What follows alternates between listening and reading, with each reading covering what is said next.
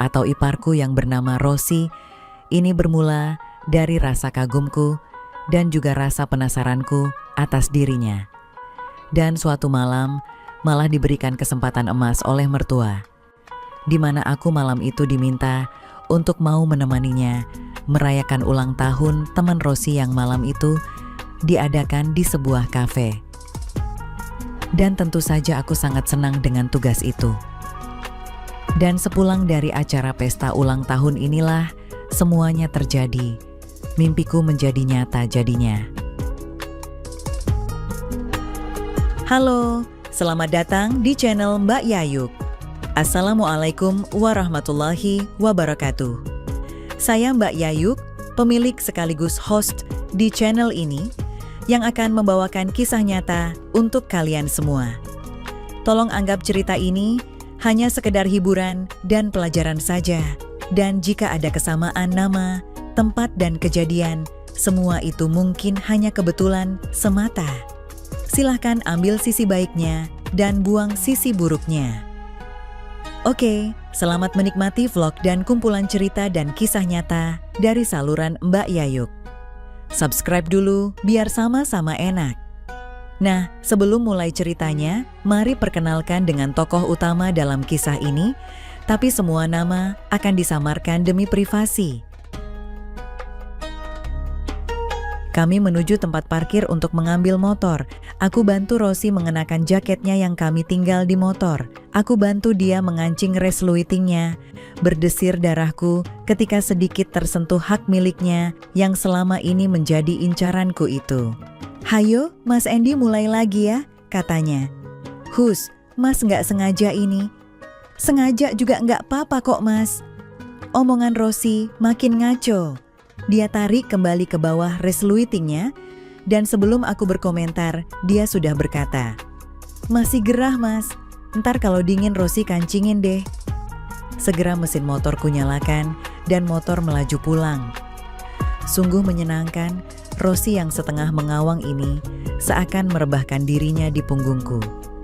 Kedua tangannya memeluk erat perutku. Jangan tanya bagaimana gejolakku di kala itu. Usia kandungan istriku menginjak bulan keempat. Tahu sendirilah bagaimana kondisi perempuan kalau sedang hamil muda, bawaannya males melulu. Tapi untuk urusan pekerjaan dia sangat bersemangat. Dia memang pekerja yang ambisius, berdedikasi, disiplin, dan penuh tanggung jawab. Karena itulah jadwal keluar kota pun tetap dijalaninya. Kualitas hubungan malam sebagai suami istri kami pun menjadi semakin memburuk. Dia seakan benar-benar tak ingin disentuh olehku, kecuali pada saat benar-benar sedang rilaks. Aku juga tak ingin memaksa, karenanya aku pun makin sering berkreasi sendirel secara diam-diam di kamar mandi. Kadang-kadang aku kasihan terhadap diri sendiri. Kata-kata Mbak Maya sering terngiang-ngiang, terutama sesaat setelah akhir dari ritualku itu. Kajian adik iparku ini. Tapi aku tak punya pilihan lain. Aku tak suka jajan. Aku takut dengan penyakitnya. Tiap kali berkreasi itu, yang aku imajinasikan adalah wajah Mbak Maya atau si bungsu Rosi secara bergantian. Rosi telah tumbuh menjadi gadis yang benar-benar matang, menarik, menawan, lincah, cantik penuh semangat. Meskipun masih bersikap manja terhadap aku, tetapi dia sudah tidak pernah lagi bergelayutan padaku seperti semasa aku ngapelin kakaknya dulu. Aku sering mencuri pandang ke arah miliknya bagian atas. Itu ukurannya sangat aku idealkan, sekitar 34. Punya istri aku sendiri hanya 32. Seringkali di balik baju seragamnya itu, aku lihat gerakan indahnya. Keinginanku untuk bisa melihatnya begitu kuat. Tapi bagaimana caranya? Mengintip? Di mana? Kamar mandi. Kami sangat rapatan lagi, pula letak kamar aku dengannya berjauhan. Rosi menempati kamar di sebelah gudang yang paling ujung kamar Makjah, pembantu kami. Setelah kamar Mbak Maya, Rosi, baru kamar aku. Kamar kami seluruhnya terbuat dari tembok, sehingga tak mungkin buat ngintip. Tapi tunggu, aku ingat gudang. Ya, kalau tidak salah, antara gudang dengan kamar Rosi terdapat sebuah jendela. Dulunya gudang ini memang berupa tanah kosong semacam taman. Karena mertua butuh gudang tambahan, maka dibangunlah gudang. Jendela kamar Rosi yang menghadap ke gudang tidak dihilangkan. Aku pernah mengamati dari jendela itu bisa melihat isi kamar Rosi. Sejak itulah ada kesempatan. Aku seringkali secara diam-diam pergi ke gudang itu begitu Rosi selesai mandi. Memang ada celah kecil tapi tak cukup untuk mengamati, karenanya diam-diam lubang itu aku perbesar.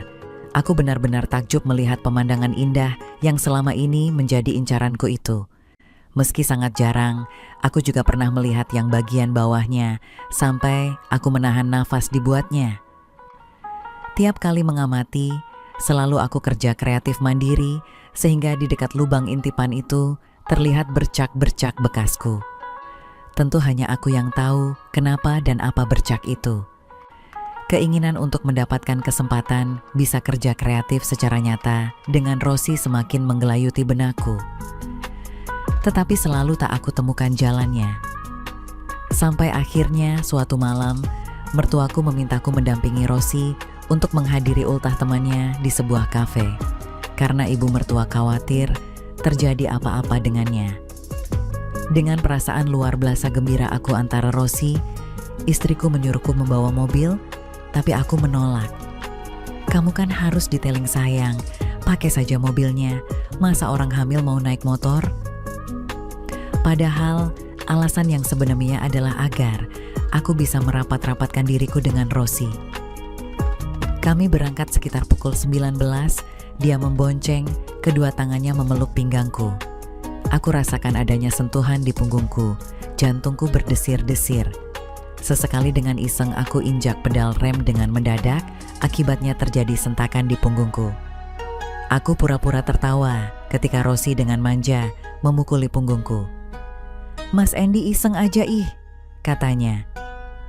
Pada suatu ketika, mungkin karena kesal, Rosi bahkan tanpa aku duga, sengaja menempelkannya ke punggungku. "Kalau mau gini, bilang aja terus terang," katanya. Iya maulah," sahutku. Tidak ada tanggapan Rosi, bahkan menggeser duduknya, merenggang, menjauh mundur. "Sialan," batinku. Malam itu Rosi mengenakan rok dan atasan tank top dengan jaket kulit, benar-benar mempesona iparku ini. Di kafe telah menunggu teman-teman Rosi, ada sekitar 15-an orang. Aku membiarkan Rosi bergabung dengan teman-temannya. Aku memilih duduk di sudut ruang kafe itu. Malu dong kalau aku harus nimbrung, sudah tua, hehehe. Aku hanya mengawasi dari kejauhan, tapi pandanganku selalu berakhir ke Rosi. She is the most beautiful girl. Di antara saudara istriku, Rosi memang yang paling cantik. Tercantik kedua ya Mbak Maya, baru Yeni, istriku. Sesekali Rosi menengok ke arah tempat di mana aku duduk sambil melambai. Aku tersenyum mengangguk. Mereka semua akhirnya turun ke arena. Sekitar 3 lagu Rosi menghampiriku. "Mas Andy udah pesan minum apa belum?" tanyanya. Aku menunjuk gelas berisi lemon tea di depanku. Aku tak berani minum yang aneh-aneh. "Kamu kok kesini? Udah sana gabung sama teman-teman kamu," ucapku. "Nggak enak lihat Mas Andy melamun sendirian," kata Rosi seraya duduk di sebelahku. "Sudah nggak apa-apa kok." "Beneran Mas?" Aku mengangguk dan Rosi kembali ke grupnya. Habis 1 lagu, dia mendatangiku kembali seraya menarik tanganku. Aku berusaha menolaknya. "Ayolah Mas Andy, nggak apa-apa. Sekalian aku kenalin sama temen-temenku. Mereka juga yang minta kok." Aku akhirnya menyerah. Aku ikut saja bergoyang-goyang mengikuti irama lagu, asal goyang saja. Dunia malam sudah sangat lama tidak aku kunjungi. Dulu pun aku jarang sekali, hampir tidak pernah. Aku ke tempat seperti ini sekedar supaya tahu saja kayak apa suasananya dan tidak ketinggalan zaman. Sesekali tangan Rosi memegang tanganku dan mengayun-ayunkannya. Musik benar-benar hingar-bingar, lampu berkelap-kelip, dan kaki-kaki menghentak. Sesekali Rosi menuju meja untuk minum. Menjelang pukul 22.00, sebagian teman Rosi pulang. Aku segera mengajak Rosi pulang juga. "Bentar dong Mas Andy, please," kata Rosi. Astaga, tercium aroma minuman dari mulutnya. "Heh, kamu minum apa Rosi? Gila kamu, sudah ayo pulang." Segera aku gelandang dia untuk pulang. "Ya Mas Andy gitu deh." Dia merajuk, tapi aku tetap tak peduli.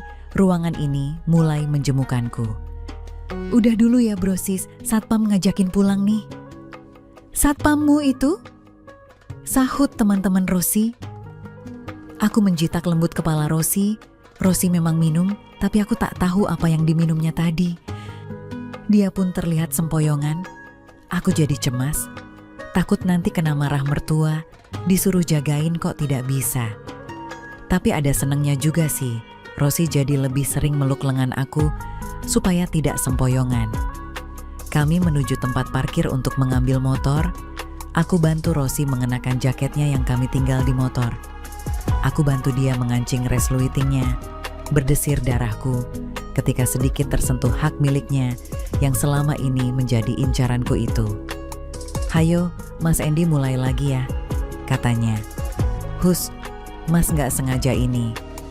"Sengaja juga gak apa-apa kok Mas." Omongan Rosi makin ngaco. Dia tarik kembali ke bawah resluitingnya dan sebelum aku berkomentar dia sudah berkata, "Masih gerah Mas, ntar kalau dingin Rosi kancingin deh." Segera mesin motorku nyalakan dan motor melaju pulang. Sungguh menyenangkan, Rosi yang setengah mengawang ini seakan merebahkan dirinya di punggungku.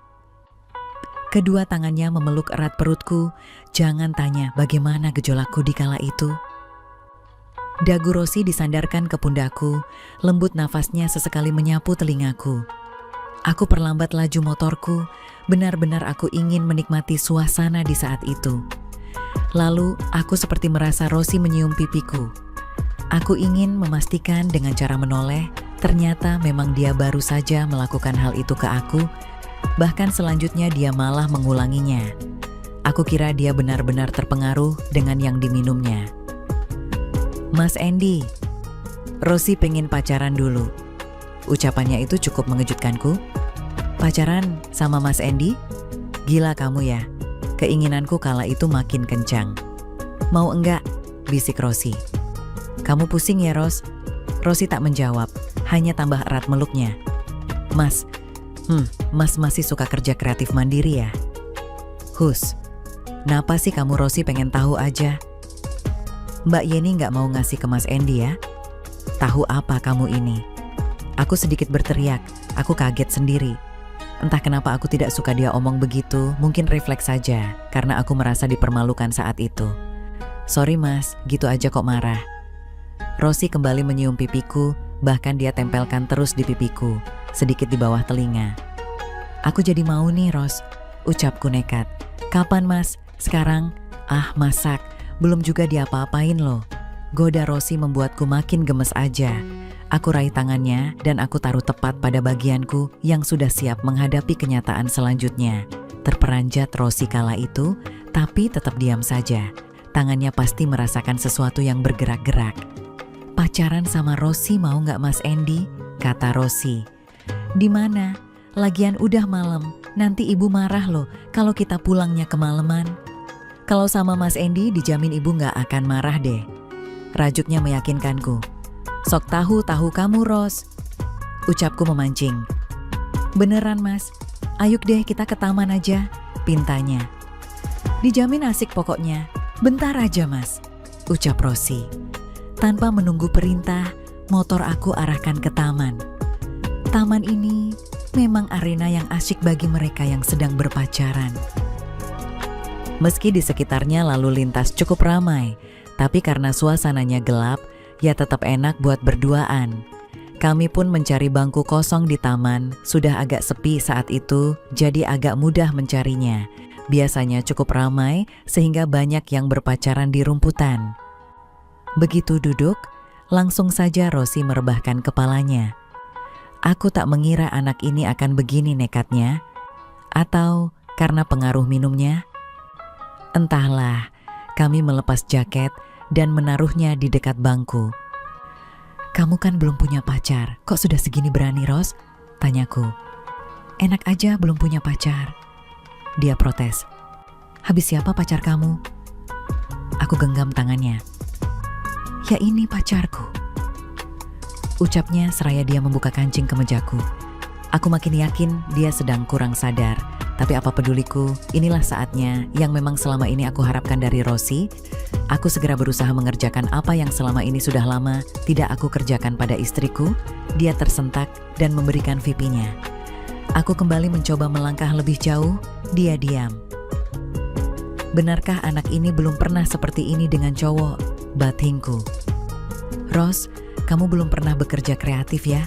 kataku. Rosi tak menjawab. Aku semakin berusaha mengajarinya.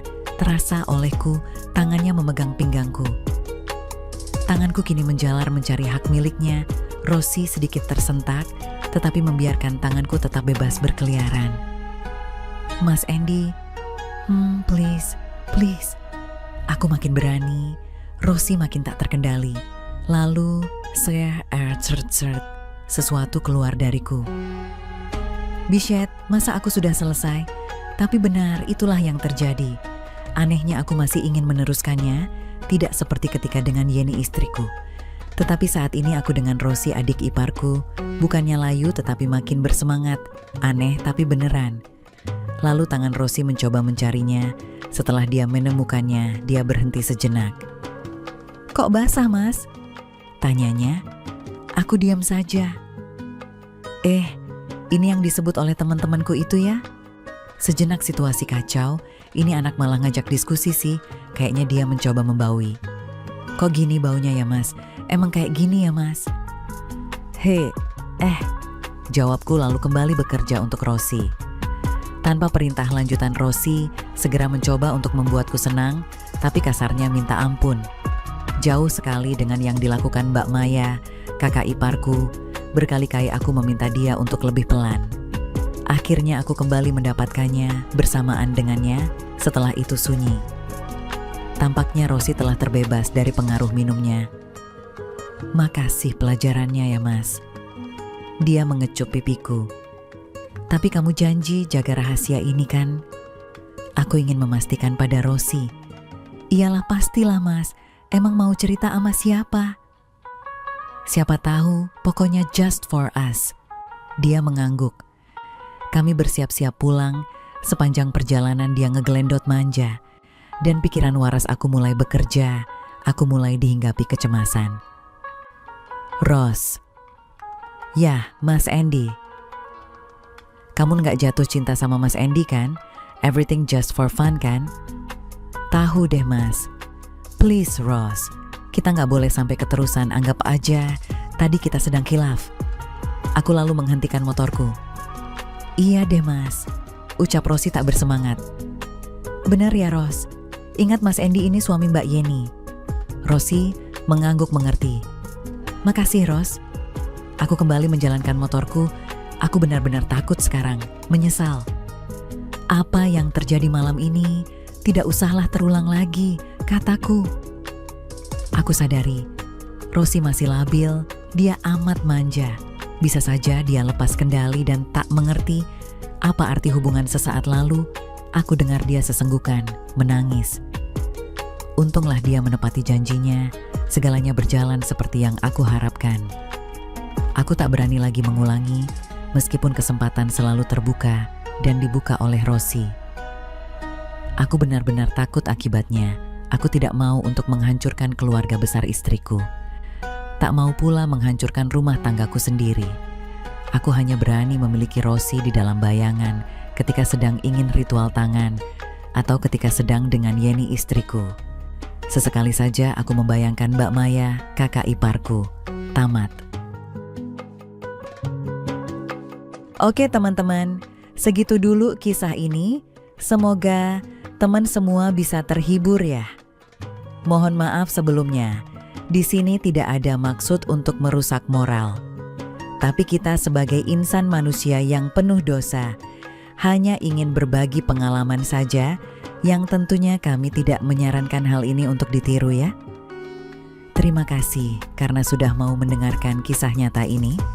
Sekali lagi, ambil baiknya dan buang buruknya, dan semoga hal seperti ini tidak akan pernah terjadi kepada kalian semua. Dan semoga kita semua dilindungi dari mara bahaya. Amin ya rabbal alamin. Sekian dan terima kasih. Sampai ketemu lagi di cerita-cerita selanjutnya. Jangan lupa like, komen, share, dan subscribe.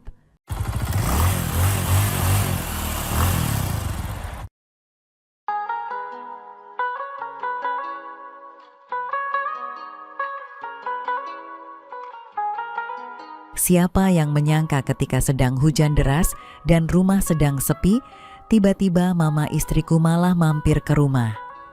Dan saat itulah awal dari terwujudnya semua mimpi dan keinginanku terhadapnya malah menjadi kenyataan. Halo, selamat datang di channel Mbak Yayuk. Assalamualaikum warahmatullahi wabarakatuh.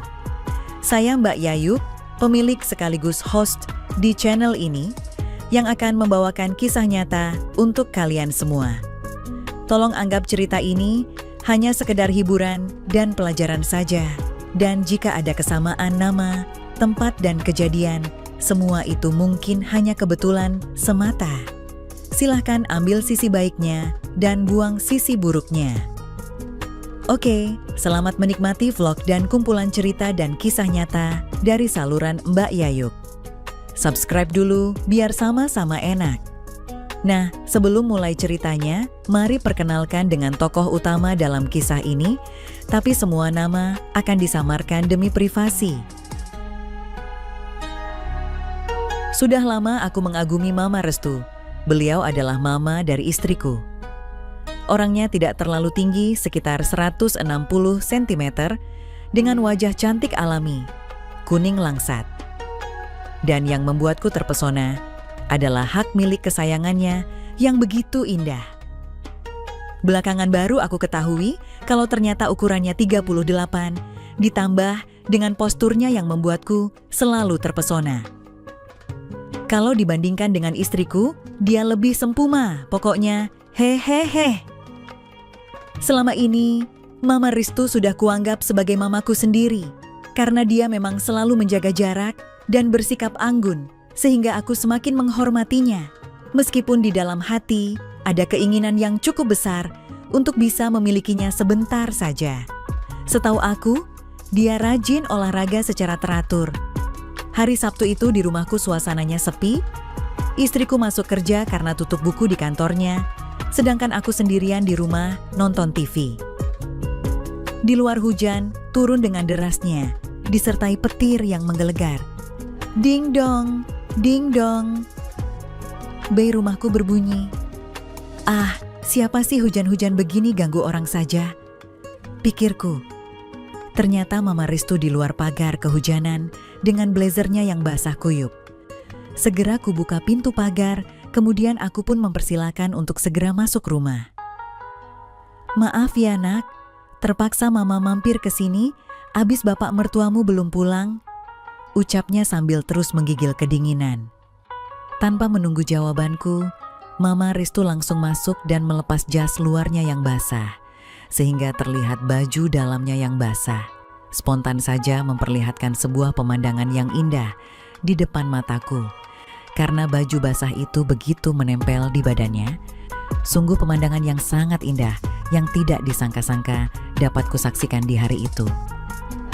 Mama Restu mandi aja dulu dengan air hangat biar tidak masuk angin. Nanti kuambilkan bajunya istriku untuk ganti, ucapku setelah tersadar dari ketakjubanku saat itu. Ketika Mama Restu mandi, lalu kucarikan baju istriku yang kira-kira cukup untuknya. Terutama yang kayau dipakainya, apa yang tadi sempat aku lihat akan kembali bisa muncul. Karena kesempatan seperti ini memang telah lama sekali kuidamkan. Apalagi perkiraanku dia pasti tidak akan memakai yang sudah basah akibat kehujanan tadi.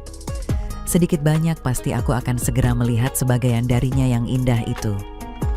"Ton, tolong handuknya dong," teriaknya dari kamar mandi. "Ah, begonya aku sampai lupa tidak menyiapkan handuk dulu," batinku. Sambil berlari kuambil handuk dari dalam lemari, kemudian kuberikan ke Mama Restu yang sudah menunggu di pintu kamar mandi. Tetapi dasar sial atau keberuntungan ya, karena terburu-buru, aku tidak melihat kalau lantainya licin karena tetesan air hujan dari Mama Restu yang basah kehujanan tadi, sehingga aku terpeleset. Akibatnya dengan tanpa dapat dikontrol lagi, aku terhuyung-huyung menerobos ke pintu kamar mandi, di mana Mama Restu sudah menunggu dalam keadaan yang sehabis mandi. Brak! Aku menabrak pintu dan menerobos masuk tanpa dapat ditahan lagi oleh Mama Restu. Langsung aku terduduk di lantai kamar mandi, sementara Mama Restu berdiri di situ. Spontan saja dia pun tertegun sampai lupa menutupinya. Sesaat kami berdua tertegun tanpa berbuat apa-apa. Akhirnya aku tersadar dan memberikan handuk itu ke Mama Restu. "Maaf ya, Ma," kataku segera menyerahkan handuk yang masih kupegang. Aku pun terus keluar dari kamar mandi dengan terpincang-pincang. "Ah, nggak apa-apa kok, kan kecelakaan, nggak sengaja," ucap Mama Restu dengan bijak memaklumi peristiwa yang terjadi barusan. Setelah mengganti celana pendekku yang basah, aku kembali berada di depan TV. Aku tidak dapat berkonsentrasi meskipun mataku tertuju ke layar TV. Tetapi bayangan apa yang aku lihat pada Mama Restu sungguh sangat mengusik dan terus membayang di benakku. Kemudian Mama Restu keluar dari kamar mandi dengan berbalut handuk yang tidak mampu menutupinya dengan sempurna. "Ini, Ma, bajunya," kataku masih gemetar sambil memberikan baju tidur milik istriku, seraya aku langsung ke dapur mengambil air minum untuk menenangkan diri, guys. Kulihat pintu kamar belakang, kamar kosong untuk keluarga kalau bermain atau menginap, tampak gelap dan tertutup. Ah, dia masih ganti baju, atau mungkin langsung tidur, pikirku. Aku langsung menuju kamarku yang pintunya setengah terbuka dan "Atah!" teriak Mama Restu. Ternyata dia berdiri di depan kaca rias di kamarku dan belum berganti baju tidur dariku tadi. Itu sedang handuknya tadi juga entah di mana. Tangannya berusaha menutupinya, tetapi usahanya itu tidak berhasil dengan baik. Sehingga aku masih dapat mendapatkan suguhan untuk kedua kalinya dengan jelas, apalagi lampu kamar yang begitu terang. Sebagai laki-laki normal, tentu saja spontan ada yang bereaksi dengan sendirinya karena melihat pemandangan indah tersebut. "Maaf, Ma, aku kira Mama di kamar belakang," kataku gugup langsung keluar dan menutup pintu kamar. Masih sempat kulihat dia tersenyum yang tidak dapat kuterjemahkan artinya. Yang bikin aku bingung hanyalah kenapa dia di kamar utama. "Anton, tolongin Mama," teriaknya dari dalam kamarku. Perlahan kubuka pintu kamar, takut kalau kejadian tadi terulang lagi. Tetapi ternyata dia duduk di kursi di depan meja rias sambil menyisir rambutnya yang masih basah dan mengenakan baju tidur yang kusiapkan tadi. "Masuk aja Anton, nggak usah malu-malu," katanya pelan dan tenang. Agak ragu aku melangkah masuk ke kamarku sendiri. Mama Restu berdiri mendekatiku dan langsung, "Nak Anton, sudah lama Mama menantikan saat-saat seperti ini. Mama juga tahu kayak kamu selama ini selalu berusaha mencuri pandang, iya kan?" ucapnya dengan suara yang lemah lembut. Aku tidak tahu harus berbuat apa, karena seolah dia menangkap basah pikiranku, sehingga dengan suka dan rela, aku pun membalasnya. Karena memang aku juga sudah lama sekali menantikan saat-saat seperti ini. Kalau tidak, aku manfaatkan takutnya tidak ada kesempatan lagi. Akhirnya aku tidak dapat menahan semua dorongan dalam jiwaku lagi ketika tangan Mama Restu sudah terlebih dulu memulainya lebih jauh. "Mama, sudah lama aku mendambakan kesempatan indah ini, Ma." "Iya sayang, Mama juga sama," jawabnya terputus-putus. Dan tentu saja tidak kusia-siakan kesempatan yang sangat langka dan mendadak ini. Dengan sangat perlahan kutuntun dia ke tempat tidur. Tanpa menunggu lebih lama lagi, aku pun segera berusaha membawa Mama Restu untuk bersama-sama menuju ke satu arah yang pasti.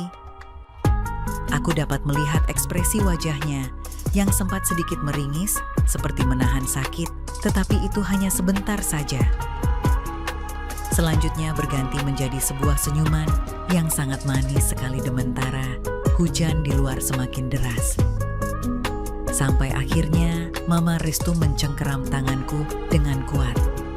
Tetapi aku tidak menghiraukan akan hal itu. Aku hanya berusaha untuk terus bertahan. Karena aku ingin pada kesempatan emas ini, Mama Restu akan terus terkenang-kenang. Kulirik jam di dinding. Sudah pukul 14.30, berarti sudah lebih dari setengah jam. Sebentar lagi istriku datang. Biasanya dia datang sekitar pukul 15 sore kalau hari Sabtu. Jadi tidak ada waktu lagi untuk berlama-lama. Aku harus segera menuntaskan semuanya sebelum istriku pulang.